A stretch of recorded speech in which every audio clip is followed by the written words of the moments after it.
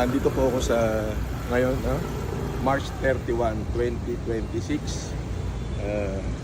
Nakuha ko po yung bail ko sa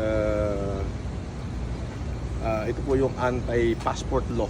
So, ano po ito? Permanent dismissal. At ito na po yung bail ko. Makikita nyo. Ayan. So, Francis Leo Marcos po yan. Okay? Hindi ko kung ano man. Maliwanag ko. Francis Leo Antonio Marcos. Thank you. So, today is March 31, 2026. So, ito. Pakita mo yung ano. Ayan. Ayan yung court. Oh, ito rin si Casper. Ayan. Oh, ayan o. Nakita nyo naman, ha? Ha? Ako si Casper.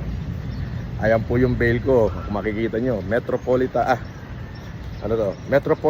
Trial Court of Quezon City. Ayan. Okay. So, wala na po tayong kaso na anti-passport law. Yan ho ay maliwanag na tapos na.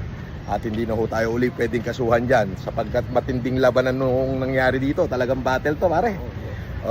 Halos 6 na taon. At talaga namang permanent dismissal na ho ito. At hindi na pwede ulitin. Okay. Thank you very much. At magandang araw sa inyo lahat.